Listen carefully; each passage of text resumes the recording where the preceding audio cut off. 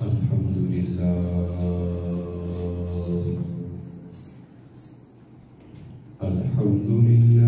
على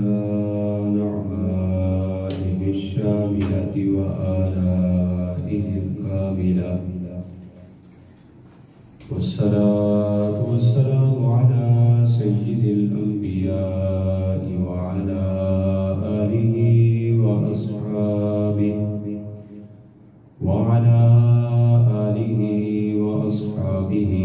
على الصدق والصفاء. أما بعد، فقد قال الله تبارك وتعالى في كلامه المجيد والفرقان الحميد: ألا إن أولياء الله لا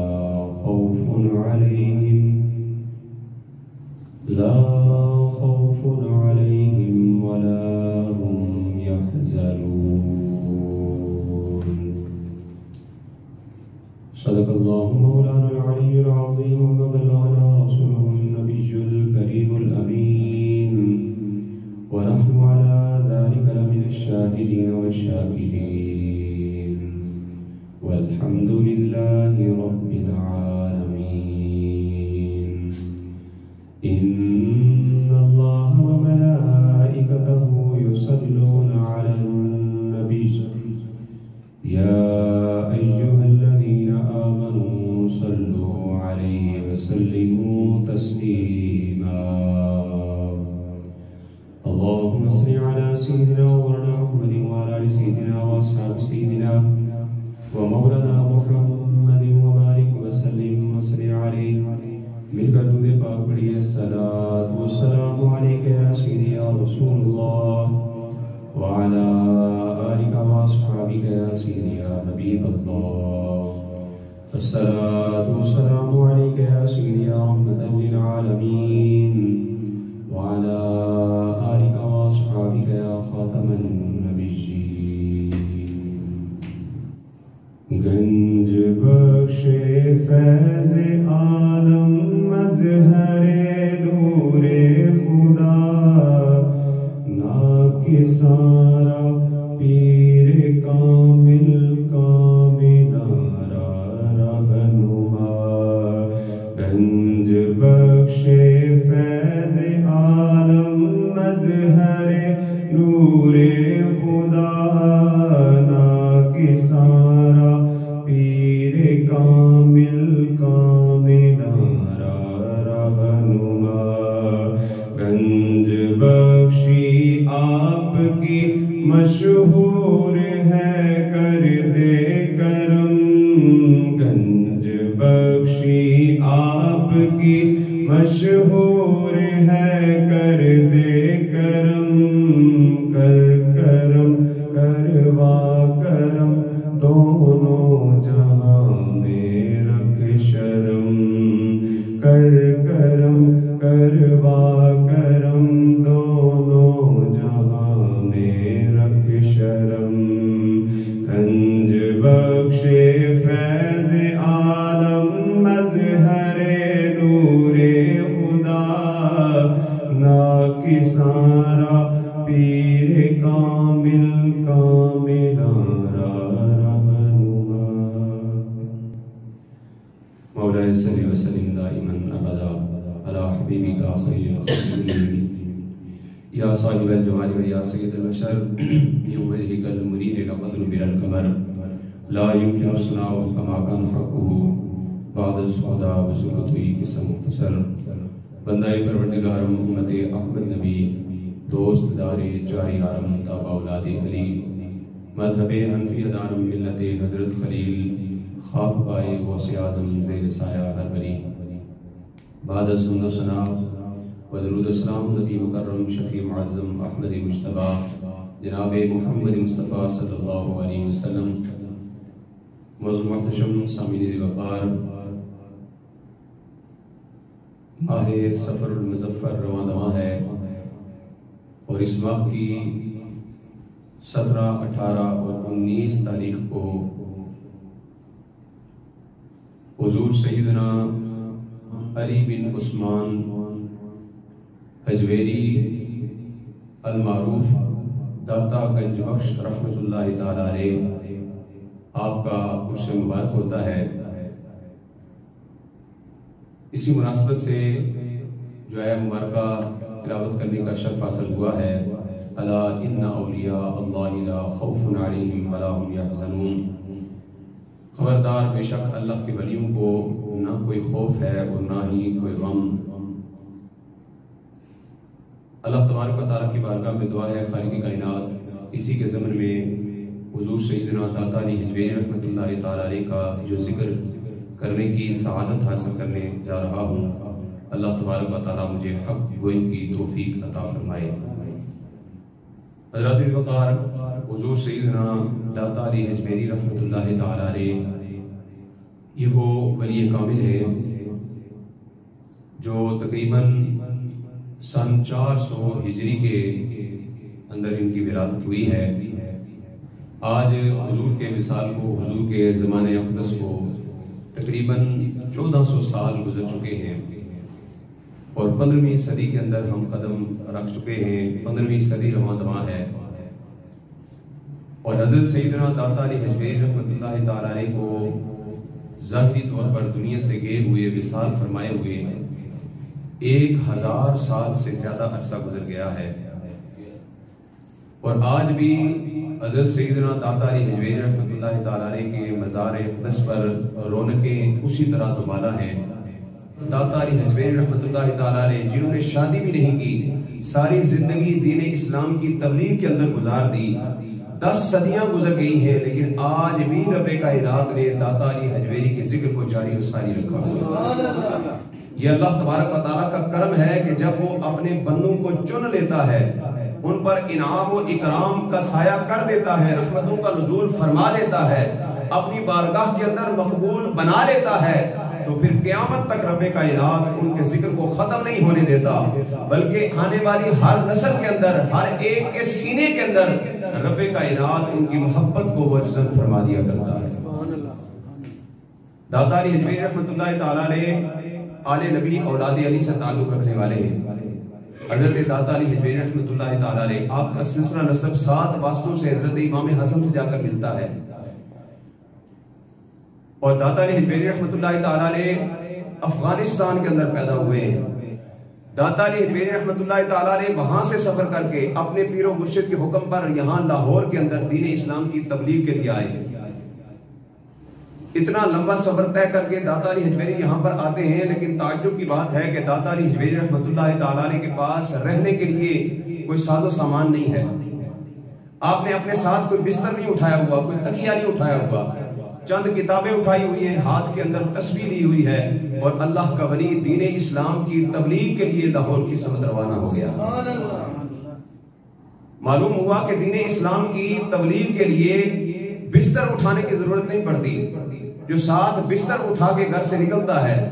وہ دین کی تبلیغ کے لیے نہیں جا رہا، ایسا لگتا ہے وہ گھر والوں سے تنگ ہے اور کہیں آرام کرنے کے لیے جا رہا ہے۔ اور جس نے دین کی تبلیغ کرنی ہوتی ہے وہ تھوڑا سا مختصر سا ساز و سامان لے کر گھر سے نکل جاتا ہے، اللہ کی رضا کے لیے دین کی تبلیغ کرتا ہے۔ اور داتا علی حجویری نے لاہور پہنچتے ہی سب سے پہلا کام کیا ہے،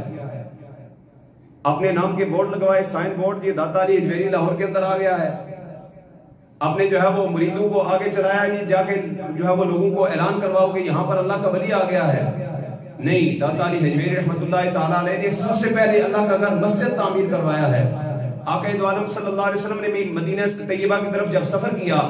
مقام قباء پر پہنچے تو حضور نے اسلام کی سب سے پہلی مسجد کی بنیاد مسجد قباء کی بنیاد رکھی، اور مدینہ طیبہ میں پہنچ کر بھی حضور نے اپنے گھر سے پہلے اللہ کا گھر مسجد نبوی تعمیر کروایا۔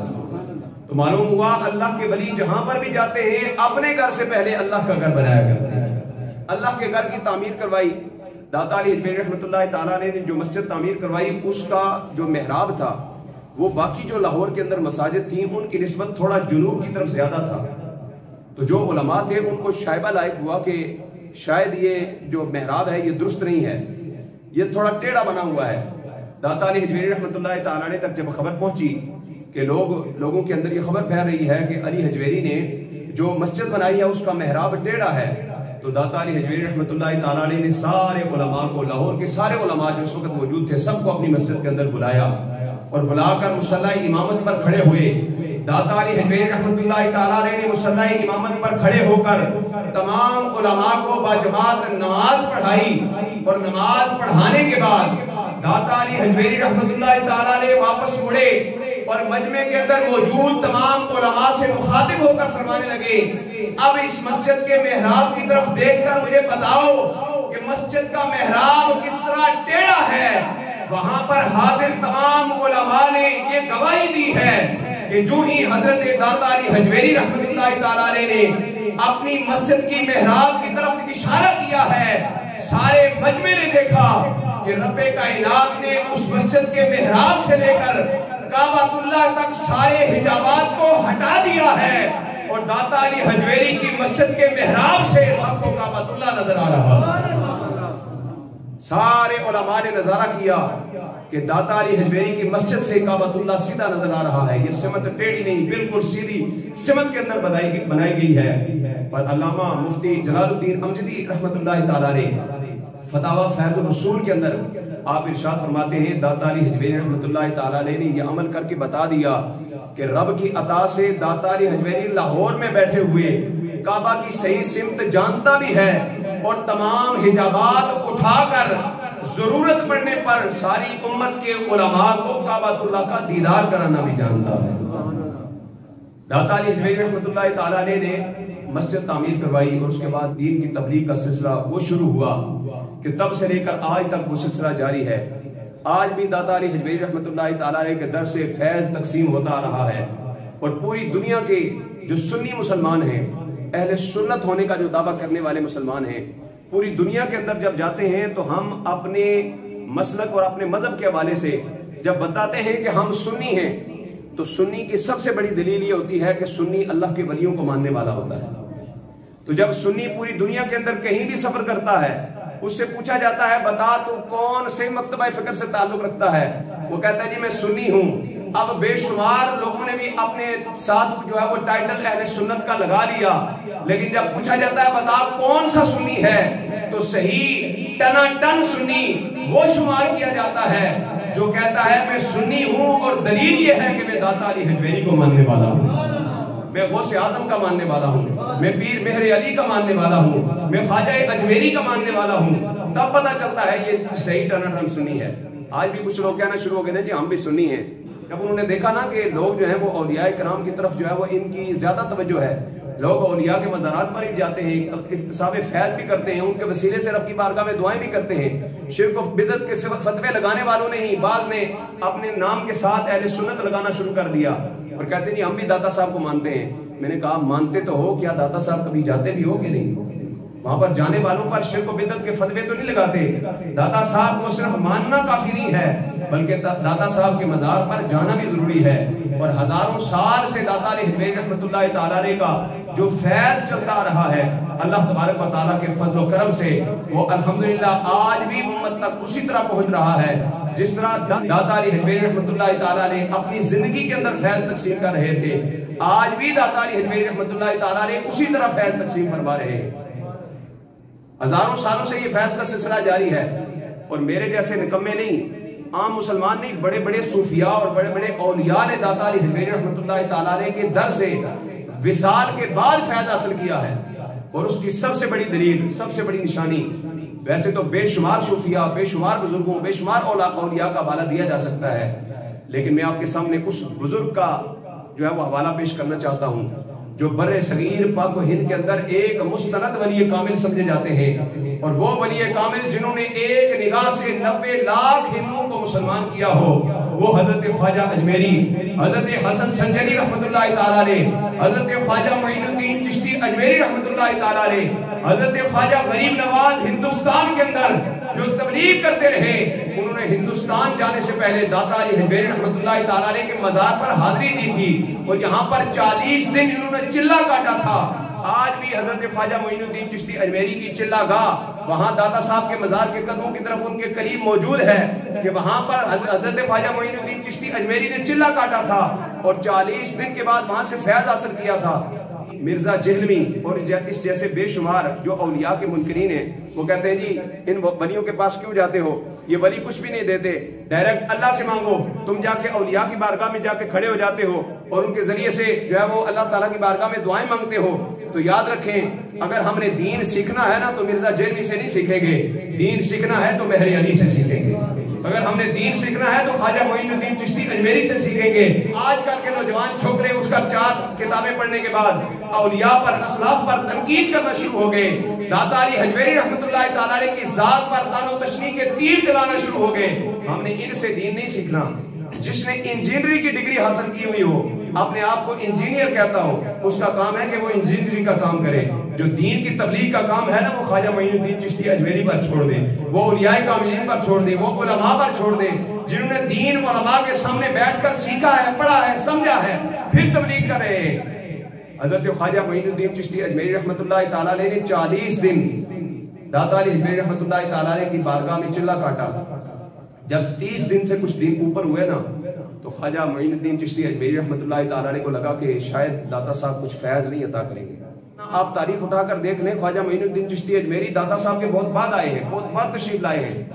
کئی سالوں کا فرق ہے۔ وصال کے بعد آپ کے آستانے پر بیٹھے ہوئے ہیں، کہتے ہیں جی زندہ تو ٹھیک ہے، مرنے والوں سے مدد حاصل نہیں کرنی چاہیے، مرنے والا اللہ کا ولی جو ہے وہ فیض نہیں دیتا۔ تو خواجہ معین الدین چشتی اجمیری 40 دن وہاں پر کیا کرتے رہے ہیں۔ جب 30-31 دن ہوئے نا، تو انہوں نے سوچا شاید داتا صاحب کچھ نہیں عطا فرمائیں گے، ارادہ کیا کہ چلو اٹھ کر چلے جاتے ہیں۔ جس دن آپ نے ارادہ کیا کہ صبح میں چلا جاؤں گا، رات کو سوئے، خواب کے اندر حضور سیدنا داتا علی حجویری رحمۃ اللہ تعالیٰ علیہ تشریف لائے اور حضرت خواجہ معین الدین چشتی اجمیری سے کہا کہ تم نے کیا سمجھا ہے کہ ہم تمہیں کچھ عطا نہیں کریں گے، ہم کنجوس ہیں؟ فرمایا نہیں، ہمیں تو تمہارا ذوق عبادت پسند آ رہا تھا کہ ہماری بارگاہ میں بیٹھ کر تم اللہ کا جو ذکر کر رہے ہو یہ ہمیں پسند آ رہا تھا، اس لیے ہم تمہیں کچھ عطا نہیں کر رہے تھے۔ اگر تم لینا چاہتے ہو تو اپنا دامن پھیلاؤ۔ حضرت خواجہ معین الدین چشتی اجمیری نے جب اپنا دامن پھیلایا ہے تو پھر کیا ملا ہے؟ حضرت خواجہ معین الدین چشتی اجمیری نے جاتے جاتے جو شعر لکھا، آج بھی داتا صاحب کے مزار کے باہر لکھا ہوا ہے، گنج بخشے فیض عالم مظہر نور خدا، ناکسانہ پیر کامل کامل آرا رہنما۔ حضرت خواجہ معین الدین چشتی اجمیری نے جاتے جاتے ہمیں یہ عقیدہ بتایا ہے کہ حضرت داتا علی حجویری رحمۃ اللہ تعالیٰ علیہ کے بارے میں کسی منکر اولیاء سے نہ پوچھنا، کسی اولیاء کی شان کے منکر سے جا کر نہ سیکھنا کہ داتا علی حجویری کون ہے، کسی مرزا جہلمی سے انجینئرنگ کرنے کے بعد دین پڑھانے کی کوشش کرنے والے سے جا کر داتا کا نام نہ سننا، اس سے نہ پوچھنا داتا سے کچھ ملتا ہے یا نہیں ملتا۔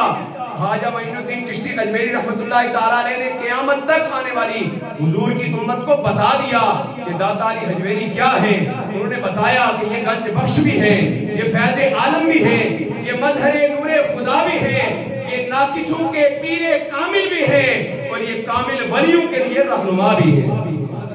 یہ رہنما کا درجہ رکھتے ہیں۔ لہذا ان کے بارے میں کسی ایرے گہرے سے نہیں پوچھنا، اگر پوچھنا ہے تو کسی اللہ کے ولی سے سند لینی ہے۔ ابھی کہتے ہیں جی داتا کو داتا کیوں کہتے ہو؟ داتا تو خدا کو کہتے ہیں، داتا تو خدا ہے، داتا اللہ ہے، تو تم نے جو ہے وہ حضرت علی حجویری کو تم نے داتا کہنا شروع کر دیا ہے، داتا تو اللہ ہے۔ آپ مجھے بتائیں، اسماء حسنہ میں نے بھی پڑھے ہیں، آپ نے بھی پڑھے ہیں، جنہوں نے نہیں پڑھے آپ کی دائیں سمت مسجد کے دیوار کے اوپر اسماء حسنہ اللہ کے نام لکھے ہوئے ہیں، ان ناموں کے اندر داتا نام آپ کو نظر آتا ہے؟ نہیں نظر آئے گا۔ اگر یہاں پر اگر نام کم ہے تو قرآن مجید کھولیں گے تو پہلے جو گتا کھولتے ہیں اس کے اوپر جو ہے وہ دونوں طرف اللہ کے اسماء حسنہ لکھے ہوتے ہیں، کیا وہاں پر داتا لفظ لکھا ہوا ہے؟ نہیں لکھا ہوا، تو پھر یہ بات کہاں سے جو آ گئی جی داتا تو اللہ ہے؟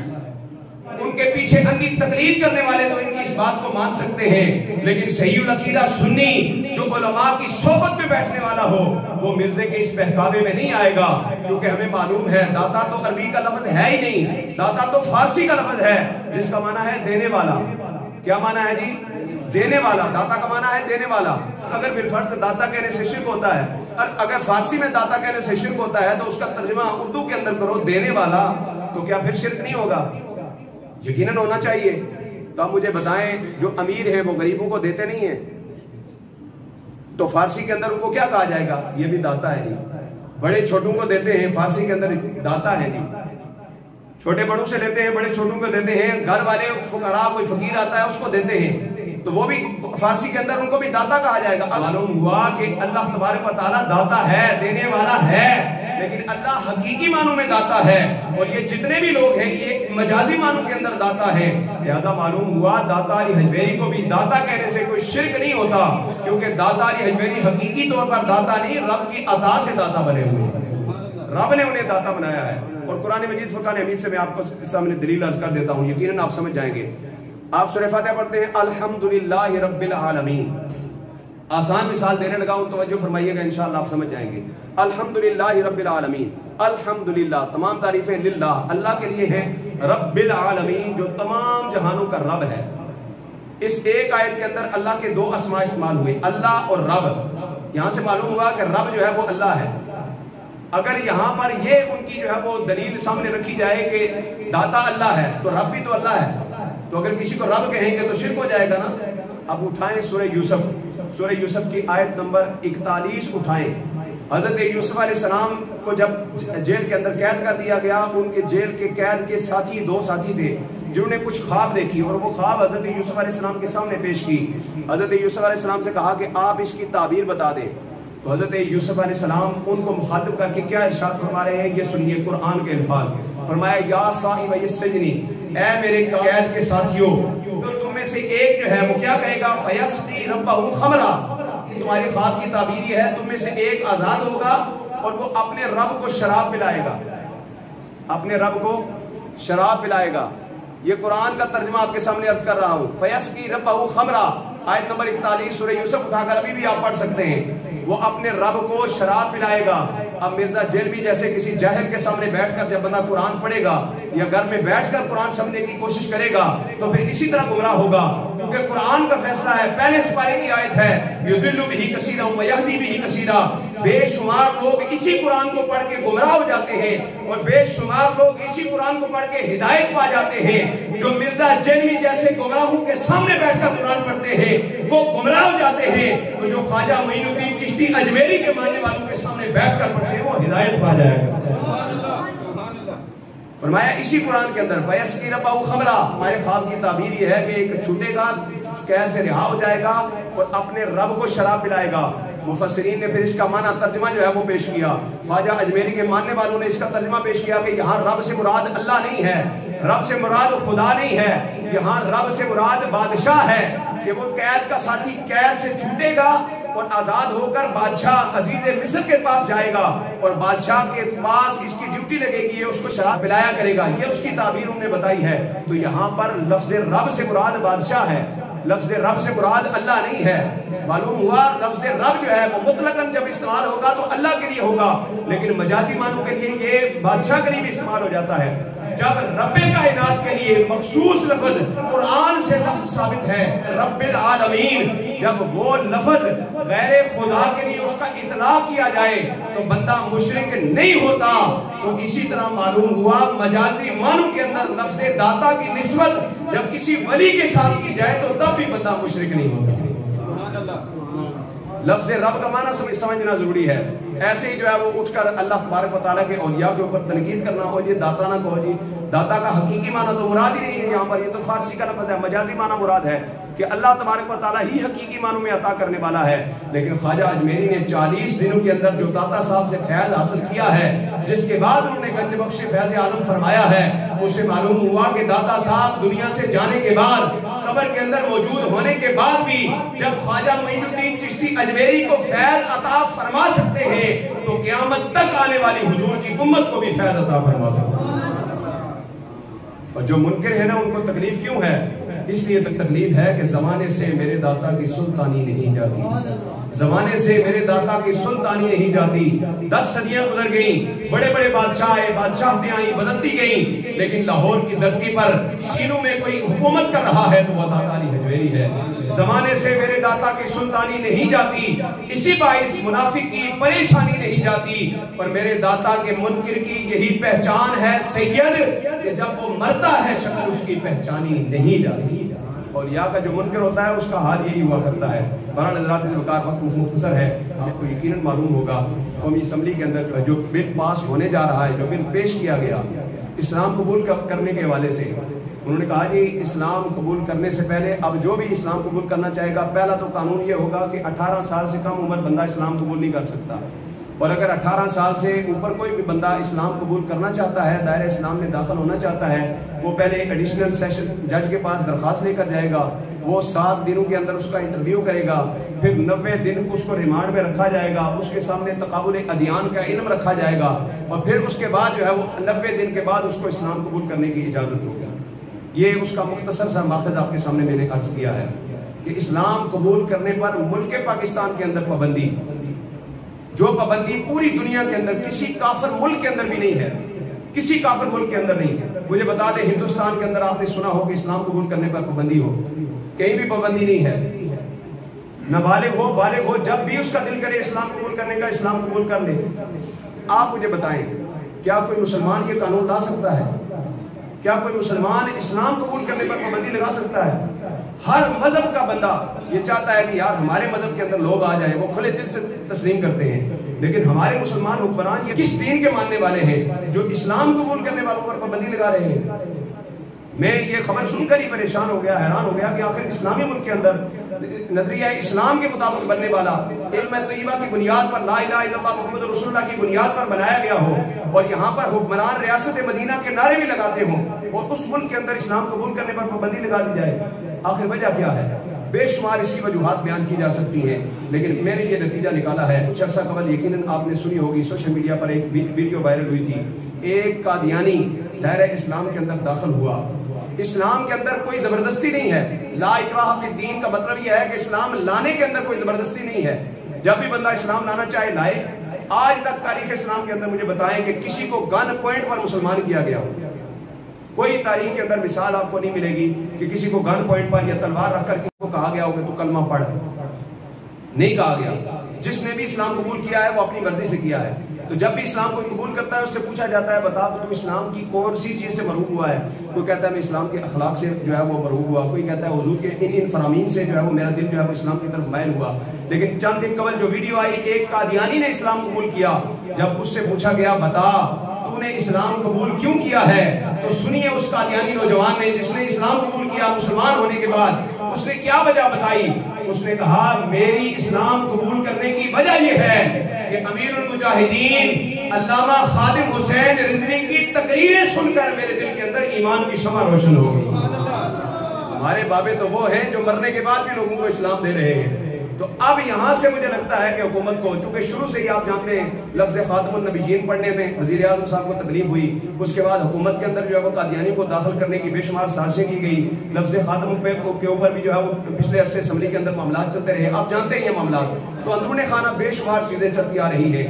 آخری بات مختصر کرتے ہوئے، جو بھی بندہ اسلام قبول کرنا چاہے اس کے اسلام قبول کرنے میں تاخیر کروانے والا بھی گناہگار ہوتا ہے۔ یاد رکھیں اگر بالفرض مثال کے طور پر 7 والی گلی کے اندر ایک عیسائی قادیانی یا کوئی بھی جو ہے وہ مشرک کہتا ہے جی میں کلمہ پڑھنا چاہتا ہوں، آ کر بٹ صاحب کو کہتا ہے جی بٹ صاحب میں کلمہ پڑھنا چاہتا ہوں، تو اگر بٹ صاحب سے کہنا آ میں مسجد میں لے کے جاتا ہوں، شاہ صاحب تجھے کلمہ پڑھائیں گے، تو جتنی دیر وہاں سے میرے پاس لانے تک لگے گی اتنی دیر جو وہ کافر رہا ہے اس کے لیے گناہگار بٹ صاحب ہوں گے۔ وہ لانے والا جس بندے کے سامنے وہ اسلام قبول کرنے کا اظہار کر رہا ہے، اگر وہ تاخیر کرتا ہے وہ گناہگار ہوتا ہے۔ ہم سبق پڑھ رہے تھے دورہ حدیث شریف کے اندر، اور ہمارے استاد محترم ابشار علم و حکمت حضرت علامہ ظفر اقبال جلانی صاحب ہمیں حدیث پڑھا رہے تھے، دورہ حدیث شریف بخاری شریف میں ہمیں پڑھا رہے تھے۔ دوران تدریس کبھی بھی کوئی بھی بندہ بڑے سے بڑا بھی آ جائے نا، وہ کبھی بھی مسند سے اٹھ کر اس کے لیے نہیں گئے تھے، چاہے بڑے سے بڑا کوئی امیر شخص آ جائے۔ ایک دن ہم بیٹھے ہوئے تھے تو پتہ چلا کہ ایک عیسائی آیا ہے اور وہ اسلام قبول کرنا چاہتا ہے۔ آپ حدیث پڑھا رہے تھے، آپ نے حدیث کو وہیں پر روکا، فوراً اٹھ کر گئے اور جا کر اس بندے کو کلمہ پڑھایا، اور اس کے بعد کہا کہ جاؤ اب جا کر وضو وغیرہ کر کے آؤ۔ واپس دوبارہ جب کلاس کے اندر تشریف لائے تو فرمایا بتاؤ آج کے پہلے میں اٹھ کر نہیں گیا، آج میں کیوں اٹھ کر گیا ہوں؟ فرمایا اس لیے کہ حضور نے فرمایا جو ہی کوئی اسلام قبول کرنے کے لیے آئے سب سے پہلے طہارت بھی نہیں کروانی، سب سے پہلے اسے کلمہ پڑھوانا ہے، دائرہ اسلام میں داخل کروانا ہے، کیونکہ اگر بھی فرض وہ وضو کرنے کے لیے گیا، گر گیا، وضو کرتے کرتے اس کی جان چلی گئی، وہ کفر پر مر گیا، تو پھر ذمہ دار کون ہوگا؟ اس لیے یہ قانون بالکل اسلام کے خلاف ہے. اسلام کو دبانے کے لیے یہ جو قانون لایا جا رہا ہے یہ ہرگز قابل قبول نہیں ہے. اللہ تبارک و تعالیٰ کی بارگاہ میں دعا کریں اللہ تبارک و تعالیٰ ہمیں سارے حکمران عطا فرمائے اور ایسے حکمرانوں سے ہمیں نجات عطا فرمائے اور اس طرح کے قانون پر عمل درآمد کرنے سے ہمارے حکمرانوں کو رکنے کی توفیق عطا فرمائے.